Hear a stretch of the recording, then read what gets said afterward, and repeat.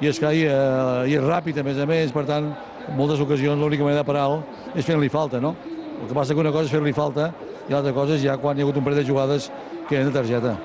El Sevilla acostuma a ser un equip que juga dur. Avui veiem un Sevilla que ha perdut cares conegudes, com el Negredo, com el Navas, però potser té un mig del camp una mica més poblat.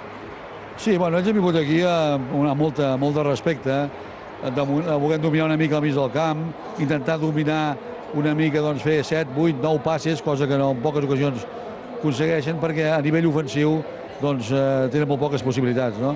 Jo crec que ells han viscut relativament tranquils amb el 0-0, però ara amb aquest 1-0 la cosa canvia molt, perquè crec que si volen aspirar alguna cosa més tindran que obrir-se una miqueta.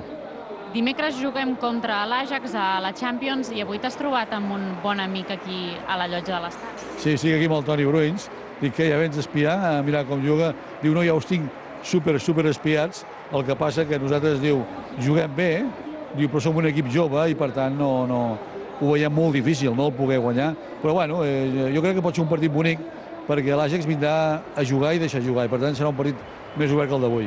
Ja última pregunta, el que pràcticament està a punt, li queda poc, és Carles Puyol. Important recuperar el nostre capità.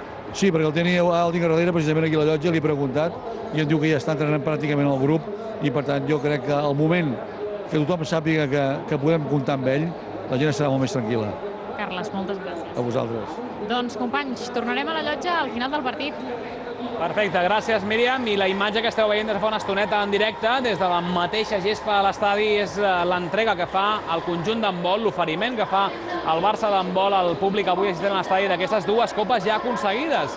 Recentment, una, la Superglob, una competició que no tenia el club, el que vindria a ser el Mundial de Clubs, per entendre's, i que el Barça va guanyar després de derrotar a l'Hamburg a la final, en aquesta competició disputada al Qatar, i l'altra que s'ha ofert és la Supercopa Asobal, guanyada també fa molt poquet, fa una setmana tot just, davant del Logroño, i que per tant fa que el conjunt de Xavi Pasqual, un dels presents avui en aquest oferiment davant de l'afició, ja compti amb 2 títols i que avui hagi debutat també a la Lliga, amb victòria folgada, a més, 20 gols de diferència davant del Barça, 41-21, al Cuenca Ciutat Encantada. Per tant, bon inici també del Barça en aquesta competició de la Lliga Asobal, on no cal dir-ho, que és el principal favorit per endur-se el títol. Els jugadors ja desfilen cap a fora de la gespa, han entregat aquests 2 trofeus o els han mostrat a l'afició i ara ja seguiran disfrutant d'aquesta segona part que li falta poquet per començar entre el Barça i el Sevilla, un partit que repetim, ho explicàvem, continua guanyant o guanya, millor dit, per 1 gol a 0.